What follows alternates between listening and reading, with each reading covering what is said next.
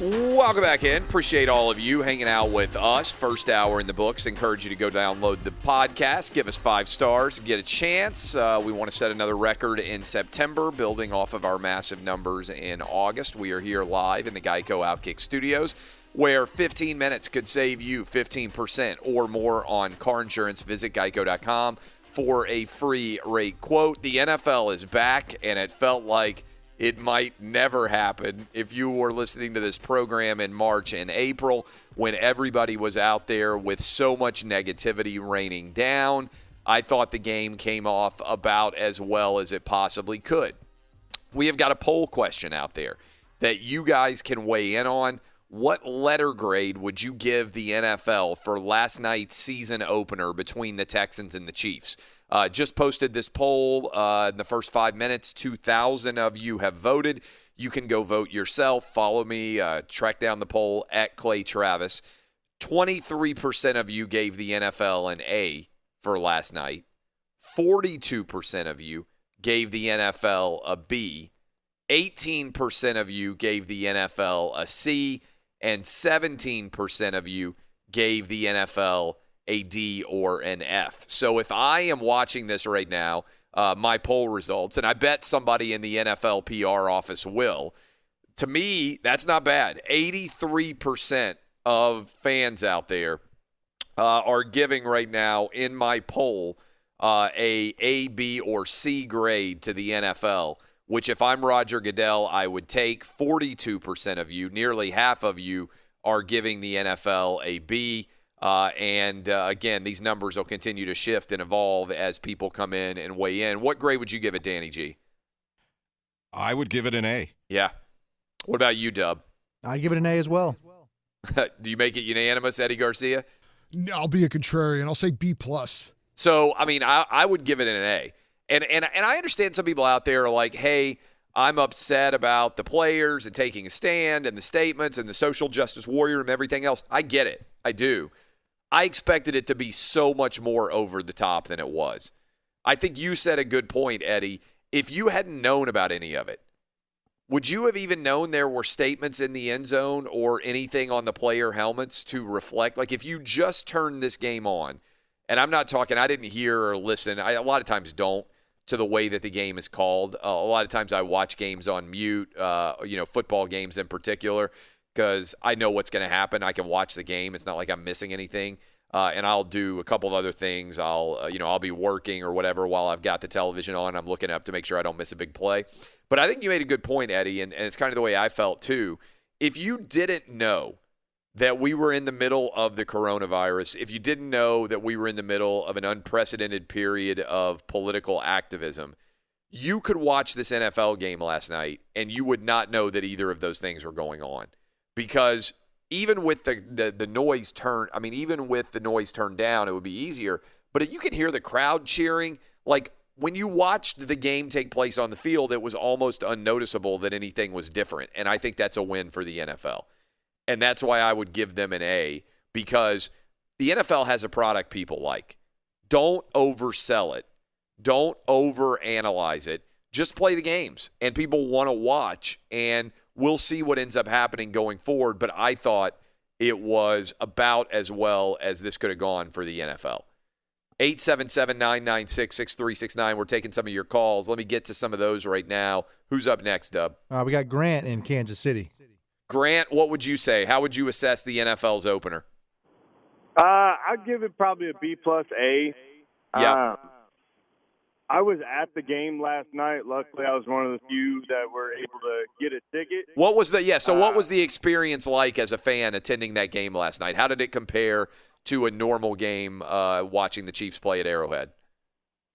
Oh, man, it was pretty crazy just because, I mean, there was few fans there compared to normal, and it was still electric. I mean, it still got extremely loud on third downs, and when we made that interception, it was pretty crazy. But the big thing that I'm reading all over social media right now is kind of upsets me as a Kansas City native and a big-time Chiefs fan, is that the Chiefs fans were booing when all the players lined up in the middle of the field. And that is 100% not true. the announcer came over the loudspeakers and asked for a moment of silence and unity with the players. What people aren't showing is that 20 seconds before that happened, the Texans came out of the locker room, and then everyone started booing because that's what we do here in Kansas City when the visiting team comes out of the locker room. Yep. There was absolutely no booing. You could probably hear something drop, 30 sections away. So that upsets me being a Kansas City native, that the national rhetoric really right now is that there was a bunch of Chiefs fans that were booing when these players are trying to stand up for something, that's kind of crazy happening in our country right now.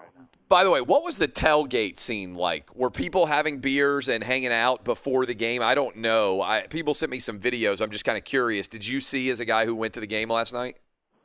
Yeah, it was so normally you can park, every single space is taken up, but they had it kind of like checkerboard style in the parking lot where every other space was filled up, and then the row in front of you or behind filled up. And they said, like, they were on your tickets and stuff, they said you had to stay in your little pod when you were tailgating, and like when you were in the stadium, your 4 or 6 seat area in your row, you were only allowed to stay in there, and then they had the rest of the seats like industrial zip tied up.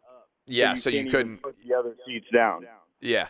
Oh, that's interesting. Would you go back based on your experience in the stadium? Like, would you be comfortable going back for more games this year? 100%. 100%. Yeah. Just because, even I had a guy that was in my quote-unquote pod who was 3 sheets to the wind at halfway through the first quarter, and he was still wearing his mask. They had people walking around, like, asking people, like, if they had it down without eating or drinking, they were asking people to put their mask back on. At least in the area I was in, and even when we were walking out and pretty much shoulder to shoulder, everybody got to the parking lot. Thanks for the call, and thanks for listening. I think it's always interesting to get, sort of the perspective of the fan in the stadium. I think Kansas City has phenomenal fans. I mean, the Chiefs do. In my experience, just from doing this show, you guys know I'm a Titans fan, and the number of Kansas City Chiefs fans who reached out to offer me tickets when the Titans were playing in the AFC Championship game, it blew me away. I've never seen anything like it. And we got a lot of listeners in Kansas City, and obviously Jason Whitlock spent a lot of his time in Kansas City when he was writing, and so we have a big audience in Kansas City with Outkick in general.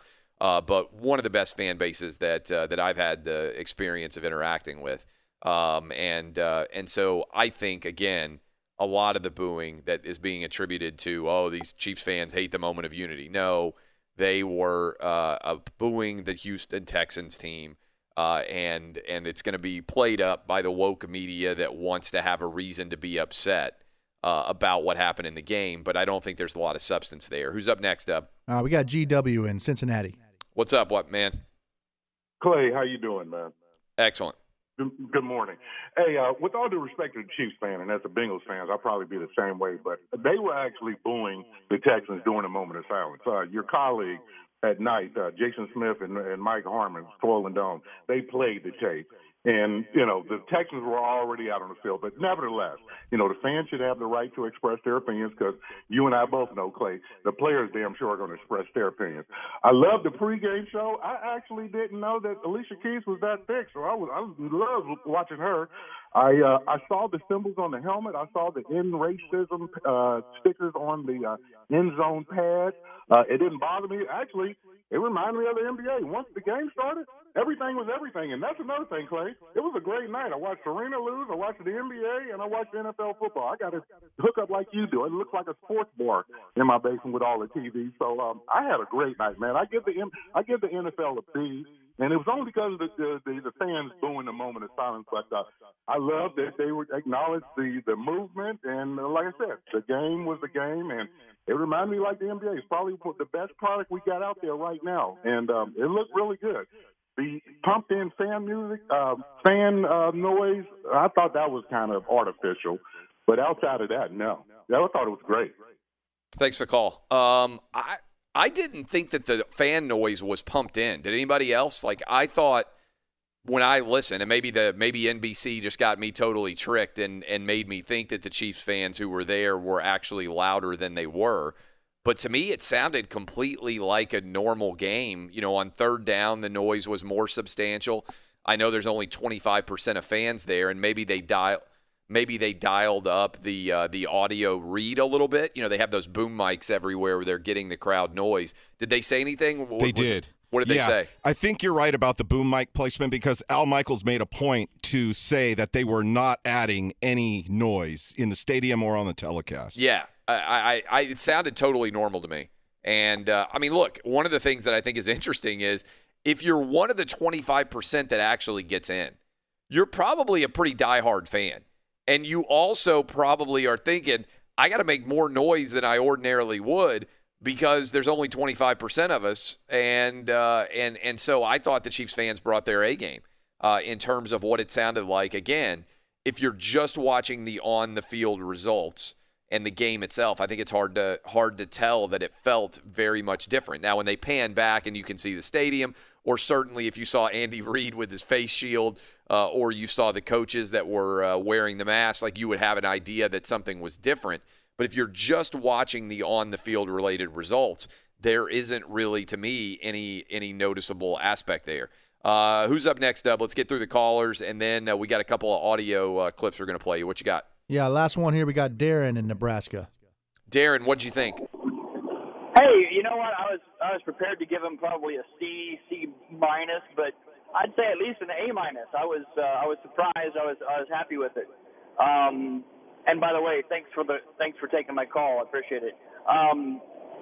Three quick things I wanted to say is, one, man, what a return to normalcy. Just hearing the sound of Al Michaels, that was like music to my ears to hear that again. And it was like everything was okay.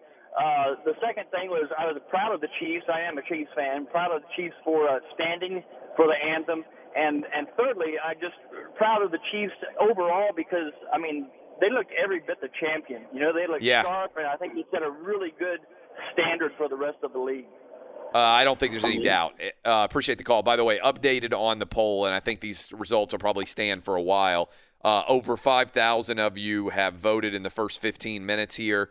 25% of you giving the NFL an A for last night's game. 41% of you giving them a B. 18% giving them a C, and 16% giving them a D or an F. Let me update you on what I'm hearing about the Big Ten, by the way, because I think I teased that a little while back. What I am hearing on the Big Ten, there's going to be news that comes out this afternoon on the Big Ten. I think they are going to release more information involving the Nebraska lawsuit. That's what I have been told. So expect for there to be news coming out from the Big Ten relating to that Nebraska lawsuit sometime on Friday. I also believe, based on conversations that I have had, that as we go into the weekend, this is a monumentally important time for whether or not the Big Ten is going to be able to play. I have been told that by Monday, potentially, as soon as Monday, we could have a new vote in the Big Ten that would potentially allow the Big Ten to come back and play a season starting in October, okay? So there is a movement afoot, as I've been telling you for a while, to fight for the return of Big Ten football. And a return in October could potentially allow the Big Ten to compete in the national championship in the playoff. And there is a belief that momentum is building. They are going to get new health and safety recommendations. The White House is trying to do whatever they can to help and assist the Big Ten in being able to play. And there is a belief among many that early next week there will be a new vote based on new health and safety protocols about whether or not the fall football season can happen, potentially starting as soon as October. I am optimistic that the Big Ten could be able to pull this off. Obviously, time is of the essence because you need to ramp up the overall workouts and training so that you are ready for full contact football. And the belief is among many schools that they need 3 or 4 weeks in order to ramp that up. Well, you can do the math yourself. A October 10th or October 17th start date are the days that I have heard the most discussion surrounding. And so I think these Big Ten presidents and chancellors are going to have a chance to revisit the decision that they made roughly a month ago. By the way, as we are going to break here, I should also mention today is the 19th anniversary of 9/11, a day that for very many people changed the way many of us live and certainly was an unbelievable challenge and tragedy to a huge number of American families out there. It's crazy to think that it's been almost a generation now since 9/11 happened. I am 41 years old. I remember exactly where I was, like a lot of you do. I was a first-year law student at Vanderbilt University, woke up and heard that a plane had hit the building, drove in, and I was in my torts class when they came in and announced to everybody what was going on exactly. It is a moment that certainly for many of us feels much sooner even now than 19 years ago.